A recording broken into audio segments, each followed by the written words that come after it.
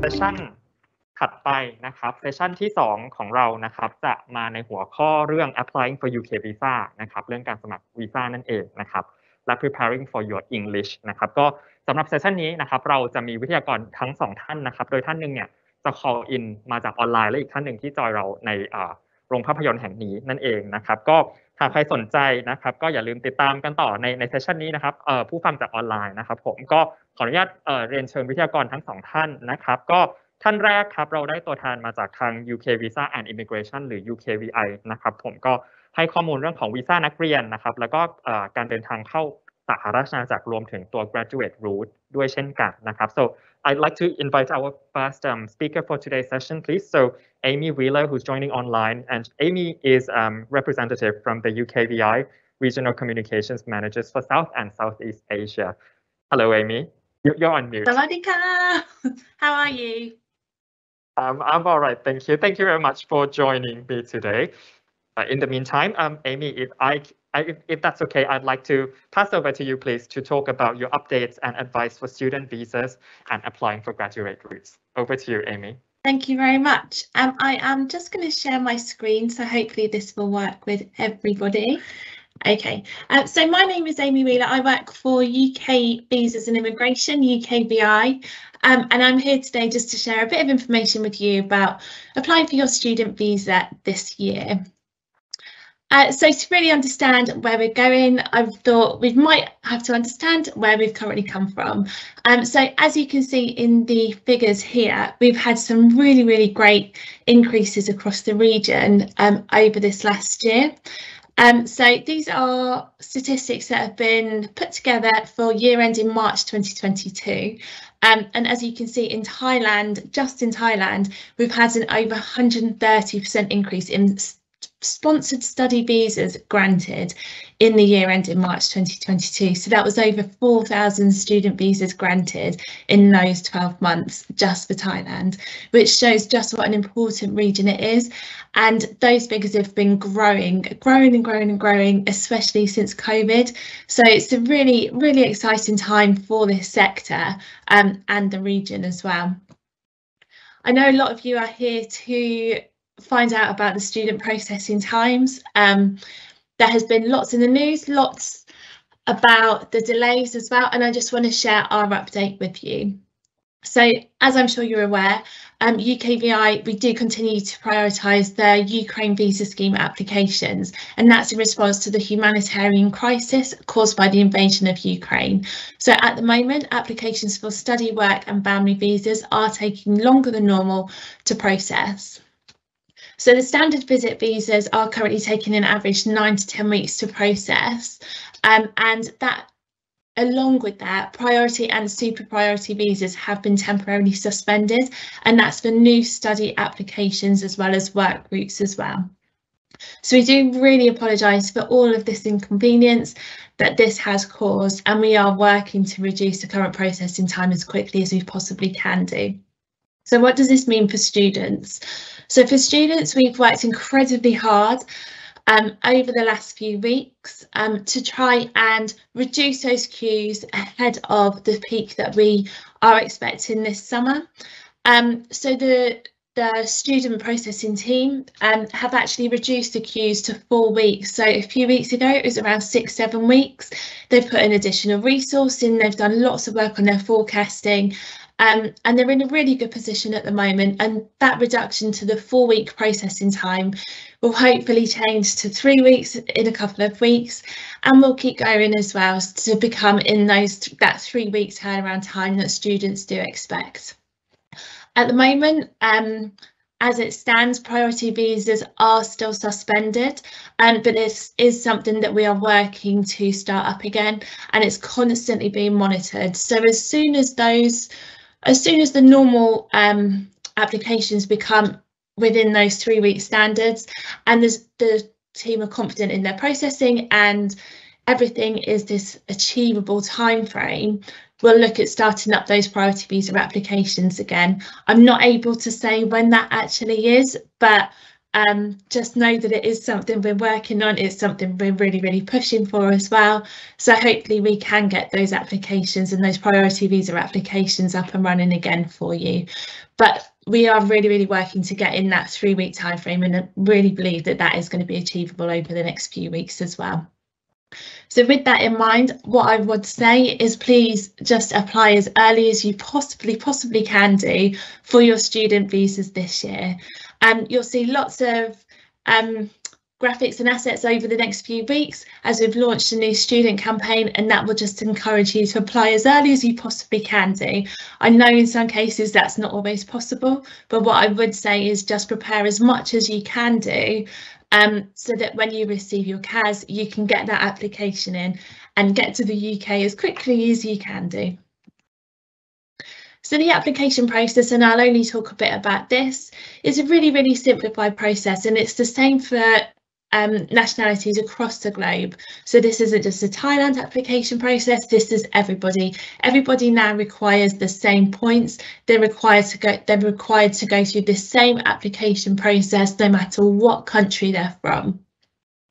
So the application is made online. When you make that application online, you'll have to submit all of your personal details.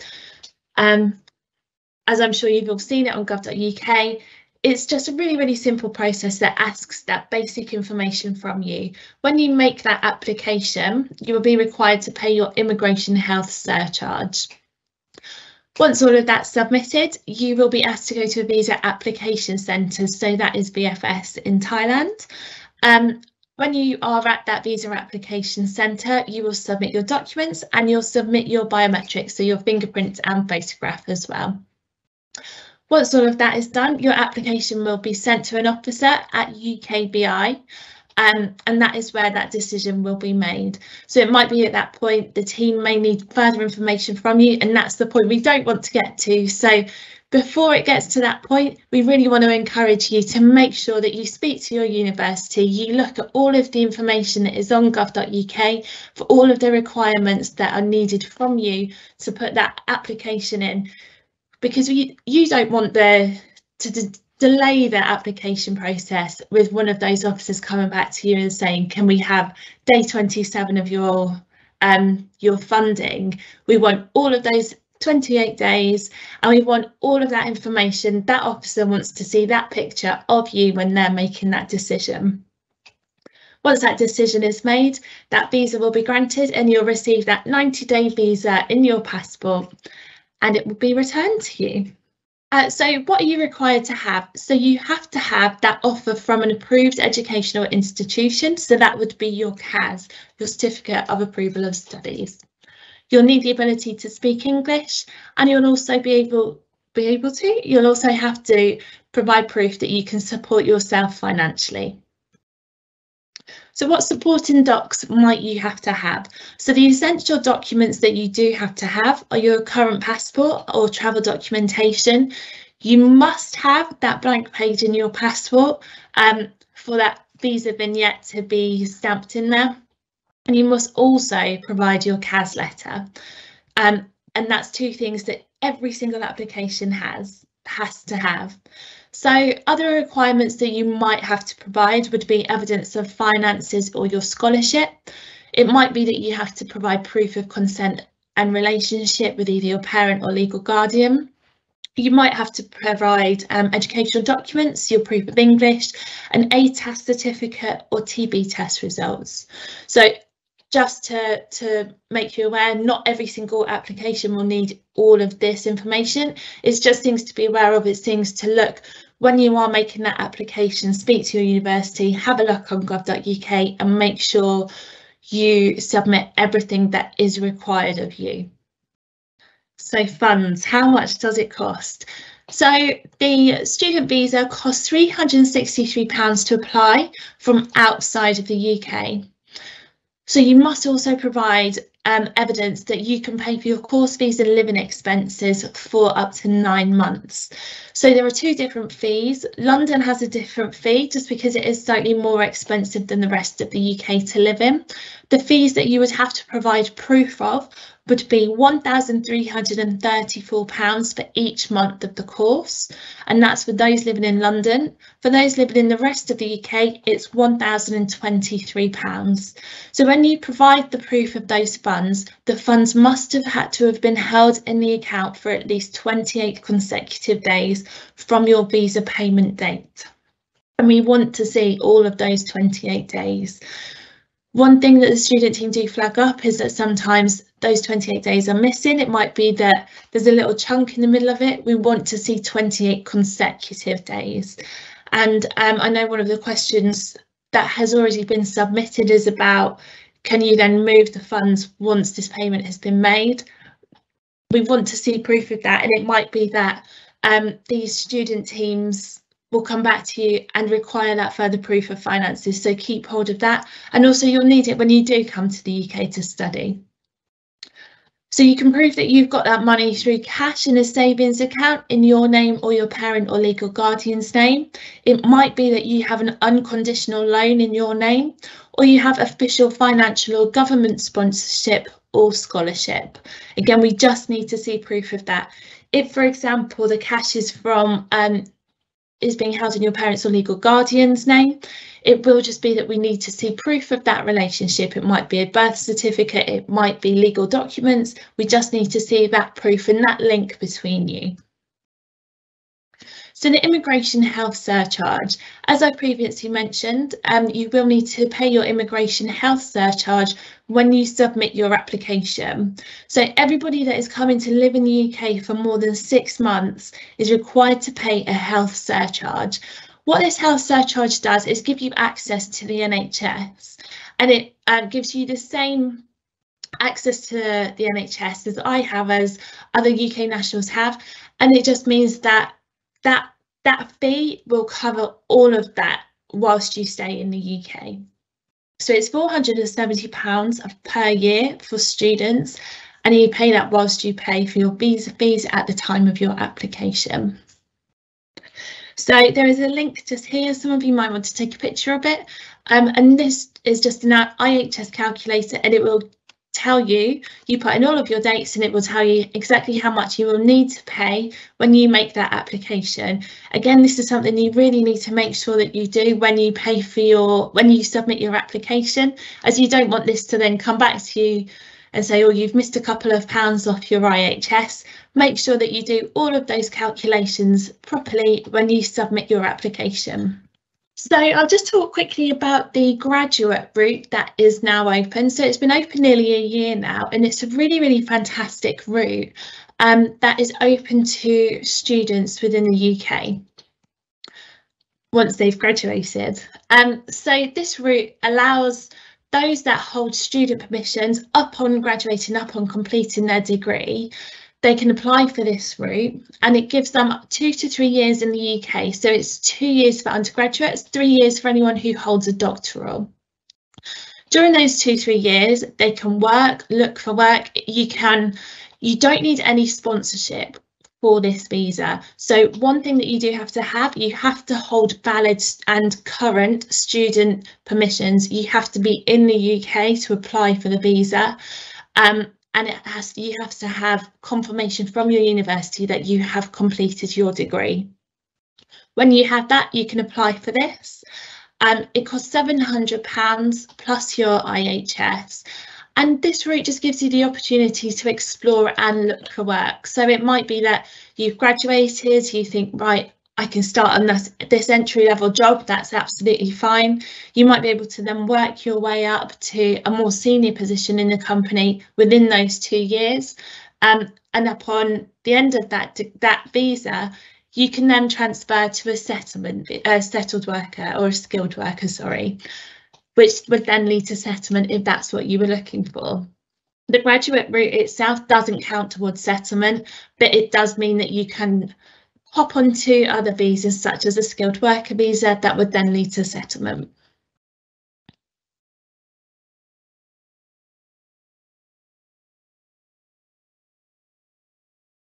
So the graduate route is slightly different to the normal visa application route. The application is made online this time, which is again the same. So you would pay your fee, you'll pay your immigration health surcharge, and then you submit your biometrics via the UK Immigration ID Check app. So this is slightly different. You don't have to attend the VAC, you just submit all of those details, all of your biometrics on the app, and then submit it, send it off to UKVI again, who will make that decision for you. Once that decision's been made, you'll be granted with an e-visa this time, and your visa is viewable via the Check and Prove service. So this visa takes around 8 weeks to process. And again, one thing I do just want to say, you have to hold those current and valid student permissions when you apply for this graduate route. So the latest travel advice for the UK, very good news, we're in a very good position and the UK is open. So travelling now is incredibly easy. You don't have to take any COVID tests before or after you arrive into the UK. You don't need to even complete a passenger locator form, and you don't have to quarantine when you arrive. And this is the same for anybody who's vaccinated or unvaccinated. Do bear in mind though, just to check with your airline if you're transiting through another country, just double check all of the advice from any airlines or different countries that you do travel through prior to arriving into the UK, because they might be slightly different. So that general advice for you. So just to reiterate, you have to have 3 things when you are applying for your student visas. You have to have that offer from an approved educational institution, your CAS. You must have to provide proof that you can speak English, and you must be able to support yourself financially. So some of the risks that the student team have asked us to flag up and identify, and just to make you aware of. So some of the issues that they've had with applications are poor English language ability. There's also been proof or cases, where there are study gaps. So this might be for master's students that have completed their undergraduate degree 10 years ago and are now applying for a master's degree. That officer wants to make that decision for you, but they want to make that decision based on you as a person. They want to see all of that information about that applicant. So you might have completed your undergraduate degree 10 years ago, but what have you been doing in that time? Just provide the proof, give the officer a story, give them that picture of who you are and how this master's degree fits in with your life, why you're doing it. You know, it's something incredibly close to your heart studying, and I'm absolutely positive that you would be able to share that with them. But just bear in mind that if you do have any study gaps or any gaps in anything, just provide proof of that and fill in that gap and help make sense for the officer. Other risks and problems that we've had are false bank statements and forged documents, a lack of transparency of funding. So it might be that this funding has just appeared and we don't know where it's come from. They want to be able to trace that as well, and sometimes they will do verification checks on funding. Other problems or risks that they have had with the credibility of applications, it might be sometimes with dependents as well. They just want to see, again, that picture, that relationship. They want that full picture for them. And another thing or problem that they've had is non-disclosure of travel history. So this is all information that the officers can have, and it's something just to make you aware of. So all those officers do have the ability to go into further checks. So there is no point lying on your applications, because all of that information is attainable to them, and they just want to be able to piece together absolutely everything about the person in front of them. So just be honest, give your story, and I'm sure you will absolutely have no problems whatsoever. So interviews. The interviews are not there to catch you out, and this is one thing I would say is really work with your university on, just to help you be prepared. It might be that your university will be able to speak to you about some of the interviews, what to prepare yourself for, why this course, why the UK, what are your ambitions for the future? Do you want to study and then do a graduate visa? This is all stuff that your university can help you prepare. And again, it's just about building that bigger picture of who is in front of the officer when they make that decision about your application. One thing that I really wanted to do in this session is just kind of speak to you about how simple the UK visa application process is. I know there are lots of myths about visas and everything like that, but it's actually really, really simple. We require those three elements for you, so that CAS, proof of funds, and your ability to speak English. That's all those officers are looking for. The student routes are now equal for absolutely everybody across the globe, so it's not that one country is getting a different process to another. Everybody is having the same requirements and required to have those same three things, and the officer is looking at everybody from those same countries and putting that down. So these new student routes as well do lead to more opportunities, such as the graduate route.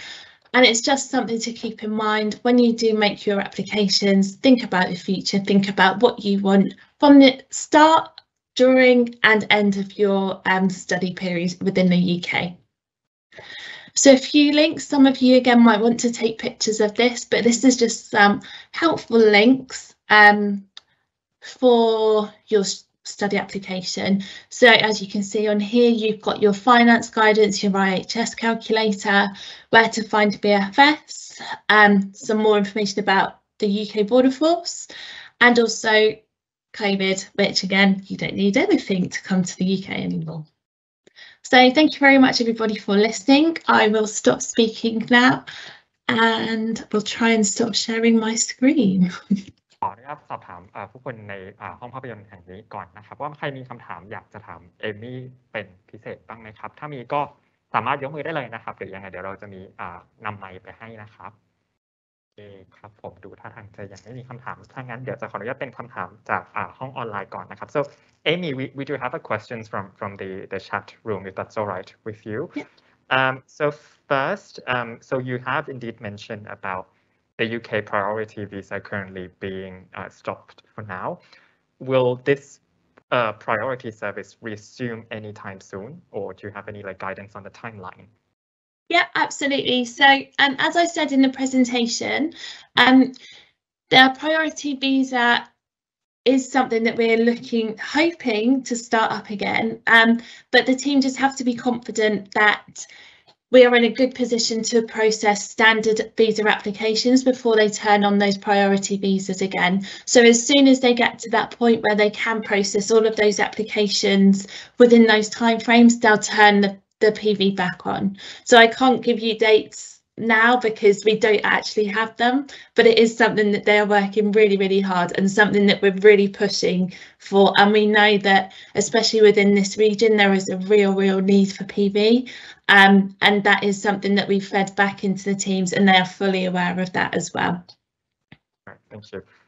Next questions is a student who takes A-level. So this person's asked whether the student can apply for a student visa before receiving the A-level grades.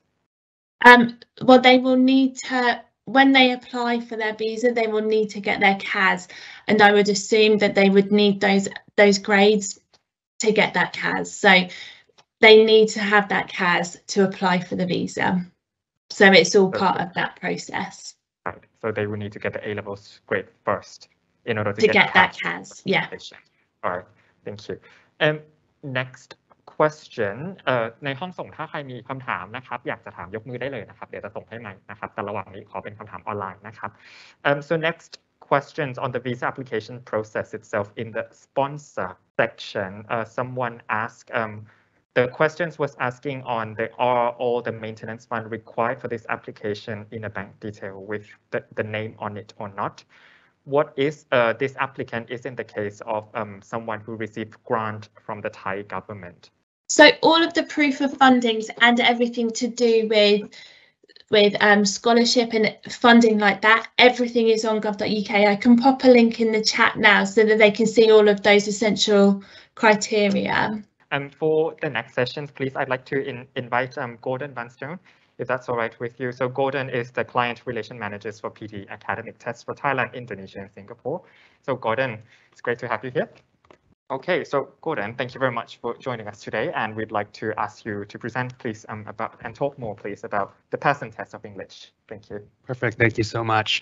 Hi, everybody. My name is Gordon Vanstone, and as mentioned, I'm the Client Relations Manager for the Pearson Test of English Academic, Sawadee Cup. That would exhaust my Thai language skills, so the rest of my presentation will be in English. So yeah, I'm going to talk today. Just trying to see if the slides are up there. So I have some slides to go through as well, if we can fire those up. Perfect. Oh, great. I don't need my computer. It's right there on the screen. So yeah, I want to introduce you to the Pearson Test of English. And what it is a high stakes language test for study abroad and migration purposes. So if you haven't yet completed your English language requirement for your university applications or visa applications, I'd like to introduce you to the PTE Academic and PTE UKVI as a testing option you can use to complete those requirements. Or maybe you have completed your requirements, but you didn't get the score you needed on the test you chose the first time. Well, this is another option that's maybe has a slightly different approach, and it may suit you better. So the PT Academic is an unbiased English language test that you can use for realizing your study abroad dreams and completing your application process. Next slide, please. So some of the advantages of the PT Academic test is one that it's a very fair test. We take away any potential for human bias. It's also very fast in that your scores are returned under 48 hours, so there's not a long time to wait around for your scores. It's very convenient to book into one of our test centers. We have one in Bangkok at the BB building. We just opened one in Chiang Mai, and there'll be another one opening up shortly in Chonburi at Barafa University. So, and because they're it's 100% computer based and computer marked, we can run the test quite often, sometimes even twice a day to suit demand. So it's very convenient to book in just 24 hours before an available test date. And we are recognized by universities all around the globe, as well as the governments of UK, Australia, and New Zealand for all visa types. And the fair, the fast, the convenient, a lot of that all comes down to our AI technology, which is at the heart of our test. So the test is not just 100% computer based, meaning you do the whole test on the computer. It's also computer marked. So we use a proprietary AI marking engine to mark all of the item types on the test. And what this means is that in any other test, maybe if you're sitting it in different countries, there's always a potential that maybe there's a human bias or human error. And we take that away by having a computer marking engine. So, you know, we avoid a situation like this where one student gives an answer, another student gives the exact same answer. Maybe they're in different countries, but the one marker says that's a great answer and the other one says that's an average answer. With a computer marking engine, you'll get, next slide, we ensure this situation, the unbiased results. So yeah, same answer, no matter where they are in the world, no matter what they look like, no matter what their gender, the computer's going to give them the same result. So that's one of the advantages of the PT Academic test. Next slide. So it's really easy to book into. You can book your test just from your mobile app or going to pearsonpte.com. You can look at the available seats near you on a calendar. You can book in just 24 hours before test time, and then you can yeah, go and sit your test at one of our test centers. You'll get your results back under 24 hours. Sorry, if you can click again. Yeah. So in our test comes back, the results on average, 1.2 days. So under 48 hours, you'll get your results back, and then you can start applying for your visa or the university of your choice with those results. The whole process under 5 days. So you can actually book, sit, and results back and start applying to your university within a 5-day period. So very, very, very speedy and convenient. It's what our test center looks like. So when you go to a test center, it's very clean, very safe environment. The whole thing's being invigilated by a test administrator so that if you have any technical issues or other issues, they can assist you. Next slide. And then you get your results back, as I mentioned, in under 48 hours. You'll get your results with an overall score and the 4 communicative skills. These results are valid for 2 years. And all you really need to send off to the universities, you get unlimited to send your results, because all you really need to send is that score report code. And any university that accepts us, which is 99% of UK universities, they have a score report website, and with that code, they just call up your exact score report and can verify your results, as well as when you're applying for a UK visa, who accept our scores as well. They will also use a specific code, which isn't on the score report, but it's the UKVI code, and call up your results using their score report website. So it's a really seamless process to verify your English results. Next slide. So we align to the other high stakes tests, the IELTS and the TOEFL. So maybe if you've done one of those tests or you know your level, you can sort of see roughly where you would place on the PTE academic. We use a 10 to 90 scale, so it's a little bit granular, we call it. So it can really pinpoint where your English language level, rather than a band score. Next slide. Okay, so the top 3 reasons why students choose the PT academic is the fast results is usually the most popular reason, and then a large number like that it's unbiased, and that they can easily book into a test. Next slide. So we are recognized all around the world, but I think the focus is UK, and we are recognized by 99% of UK universities, as well as scholarship bodies like the Chevening Scholarship, and for all UK visa types. So as mentioned by the previous speaker, when you apply for your UKVI visa, you'll need a proof of English language, and that's a high stakes language test. Not all language tests are accepted, but the PTE academic is an approved CELT, so you can use your score when applying for your UK visa, and they will accept a PT academic score towards your visa application. Yeah, so as I said, 98% of UK universities, 99% accept us. Cambridge is the only one that doesn't, in case you're wondering. Okay, next slide. Yeah, so as mentioned, also for the visa types, for that, you will need to take the PTE academic or the PTE UKVI test if you're looking. So that's if you're going below degree level or foundation program. If you're going direct to degree level, then you can still use the PTE academic test to apply directly into your university program. And they will also accept the PTE UKVI because it's essentially the same content. But yes, if you're applying for the government for a UK visa, you need to specifically register for the PT academic UKVI. Next slide. As mentioned, the tests are the same in difficulty and content. There's no difference in the test. The difference is in the back end, some of the security. But again, you can use your UKVI test to apply for universities, not just in the UK, but you could, even if you change your mind and decide you're going to study in another country, you can also, or you don't need that UK visa. The test is, the score is just as valid for everything else. Next slide. So here's the 3 different test types we have. We have the PT academic, the PTE UKVI, and we now have a PT online. But check, if you want to do the online, if you can't get to a test center, you would want to check on our website, pearsonpt.com, to see that the university you're applying to accepts the PTE online test. Next slide, please. So just a little bit about the test format. Our test is, next slide.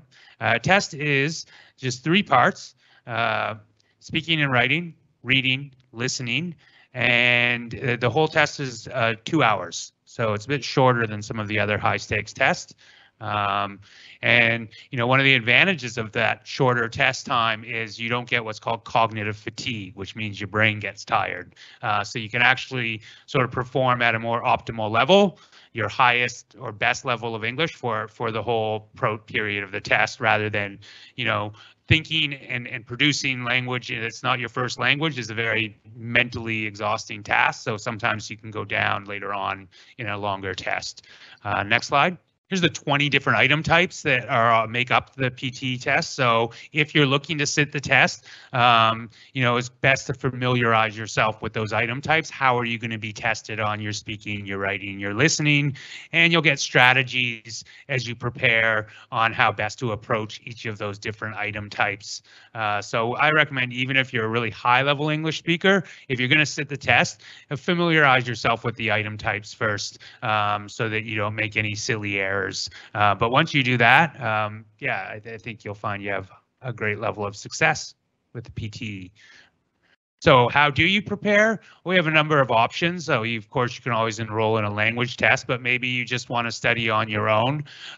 We have an app that you can utilize. Well, sorry, you can go to our website, and we have all the just different preparation material at pearsonptpreparation.com, and you'll find a whole wealth of material you can utilize there to practice and study for the test and familiarize yourself with the item types. One of the coolest things we have is our practice test, because the practice test you can do at home. It's a full simulation of the actual test, and because we have that AI technology, you can do the practice test at home, and within 20 minutes you get a full score report back that's marked your speaking, your essay writing. So you actually get like a full test simulation before you sit the actual test, and will really accurately tell you how well you'll do on the real test. So there is a fee for it, which is about 35 USD, but it's much cheaper than taking an official test and finding out whether you're ready or not before you go and sit the test. So yeah, that's a neat thing that the PT has that's very unique. Next slide. Yeah, we also have an app you can download if you want to practice on the go. We have, you can purchase a question bank, which is like 300 item types that you can just sort of drill and kill, we call it. And there's some free online courses, like E2 Language has a free online course. We can also direct you to where you can enroll in courses either online or in a classroom in your country. We have a YouTube channel which gives instructional videos. There's a few textbooks you can order as well if you wanted to more in-depth study. The YouTube channel is pretty good for getting some quick test tips and so on. Next slide. If you want, you can scan this at the table I'm at outside, but this is the mini test. So if you want to get a little taster of what the PT, you can scan that QR code, and it'll take you to, it's a bit janky at the moment, but it does take you to the mini test, which is 5 questions that you can that are actual item types on the PT, so you can get a feel for what it's like to take a kind of 100% computer-based computer mark test. We also have a 10% off code that we're offering for anyone at the seminar. So in Thailand, our test PT academic is 200 USD, which I believe is like 6,700 baht. Last time I looked, it kind of depends on the exchange rate at that time. But yeah, 200 USD for the PT academic, 210 for the PT UKVI. So if you use this code, you'll save $20 or $21 respectively. And the code is UKstudy_PTE. So when you book your test, you get to the payment screen, they'll ask if you have a discount code, and you just enter that in there, and the till will just discount the 10% off your test. So yeah. Hopefully you'll give the PTE academic a try. Yeah, you can visit our Facebook page and follow us on Instagram if you want more information about the test. And if you're curious about it, we often put updates in there, or like we'll post item type samples and so on that you can follow and sort of learn a bit more about what the PT is. So yeah, that's the PT Academic as a testing option for your study abroad journey and meeting that English language requirement. So thanks very much for your attention, and I guess I'll take questions if anyone has them. Very much, Gordon. So we do indeed have a question, which you might have already touched on in your presentation. So this one is from the online audience asking, can he or she use PTE results instead of IELTS? Yes, you can. So, I mean, it's basically used for the same purpose as IELTS. So, as I mentioned, maybe if you haven't chosen your high stakes language test as of yet, you might want to try the PTE, or maybe you've already taken an IELTS and you didn't get the score you needed on the first try, and you want to try something different. So the PTE is sort of a different approach, and maybe you'll have better luck with it. So, yeah, but essentially you can use them in the exact same way. As mentioned, all the universities that would accept an IELTS, accept a PT, except for Cambridge, but every other one, and also for the UKVI as well. So the UK government, I believe, accepts for your student visa would accept a PT, IELTS, a language cert, and a few others maybe. So definitely PT is something that you can look for as another option. Exactly. Definitely. So I think that's it for the questions and the time we have, unfortunately. Okay, Gordon. great. Thank you very much once again for joining me. Thank you.